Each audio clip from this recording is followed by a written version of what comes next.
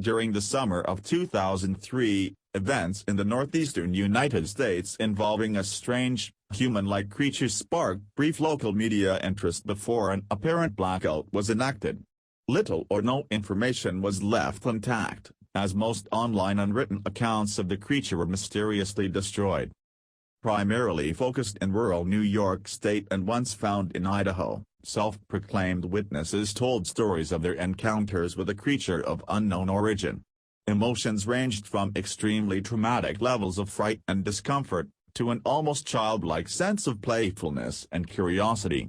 While their published versions are no longer on record, the memories remain powerful.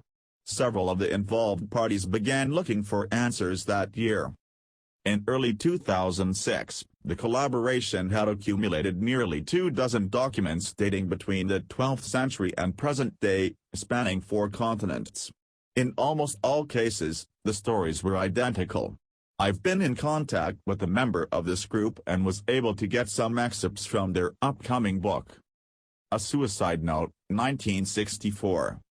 As I prepare to take my life, I feel it necessary to assuage any guilt or pain I have introduced through this act. It is not the fault of anyone other than him.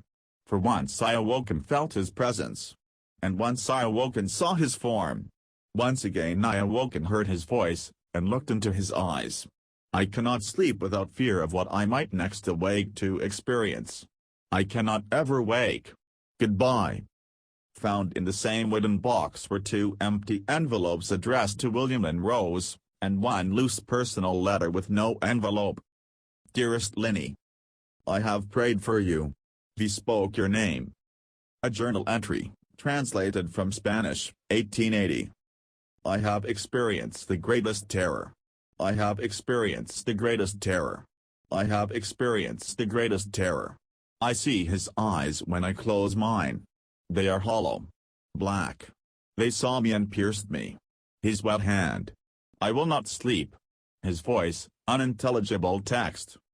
A Mariner's Log, 1691. He came to me in my sleep. From the foot of my bed I felt a sensation. He took everything. We must return to England. We shall not return here again at the request of the Rake. From a witness, 2006.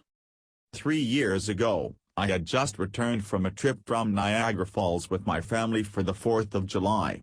We were all very exhausted after a long day of driving, so my husband and I put the kids right to bed and called it a night.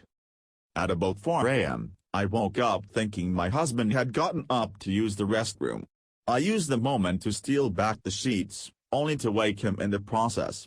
I apologized and told him I thought he got out of bed.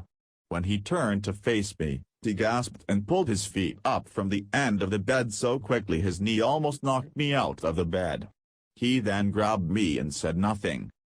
After adjusting to the dark for a half-second, I was able to see what caused this strange reaction. At the foot of the bed, sitting and facing away from us, there was what appeared to be a naked man, or a large hairless dog of some sort. Its body position was disturbing and unnatural, as if it had been hit by a car or something. For some reason, I was not instantly frightened by it, but more concerned as to its condition. At this point I was somewhat under the assumption that we were supposed to help him. My husband was peering over his arm and knee, tucked into the fetal position, occasionally glancing at me before returning to the creature.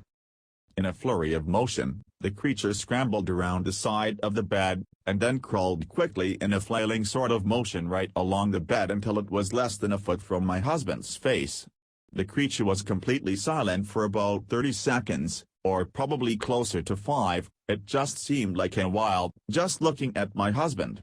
The creature then placed its hand on his knee and ran into the hallway, leading to the kids' rooms. I screamed and ran for the light switch, planning to stop him before he hurt my children.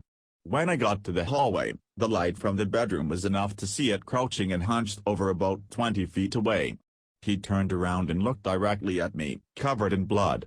I flipped the switch on the wall and saw my daughter Clara.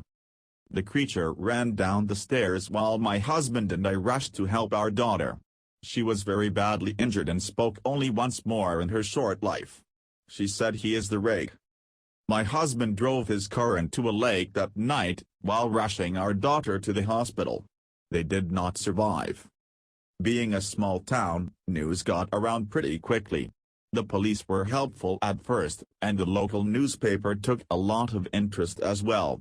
However, the story was never published and the local television news never followed up either.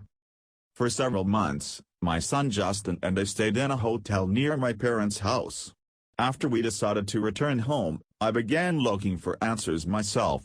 I eventually located a man in the next town over who had a similar story.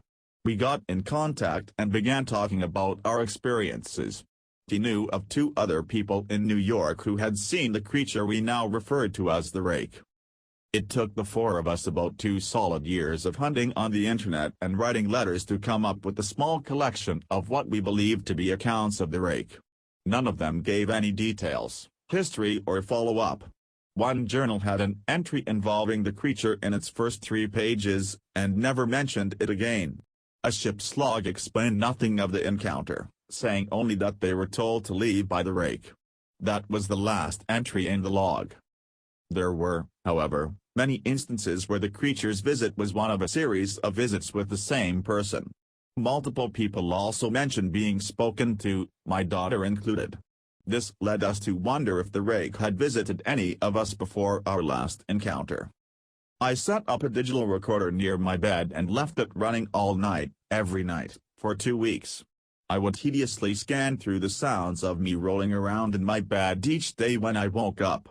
By the end of the 2nd week, I was quite used to the occasional sound of sleep while blurring through the recording at 8 times the normal speed. This still took almost an hour every day. On the first day of the 3rd week, I thought I heard something different. What I found was a shrill voice. It was the Rake. I can't listen to it long enough to even begin to transcribe it. I haven't let anyone listen to it yet. All I know is that I've heard it before, and I now believe that it spoke when it was sitting in front of my husband. I don't remember hearing anything at the time, but for some reason, the voice on the recorder immediately brings me back to that moment. The thoughts that must have gone through my daughter's head make me very upset. I have not seen the Rake since he ruined my life, but I know that he has been in my room while I slept. I know and fear that one night I'll wake up to see him staring at me.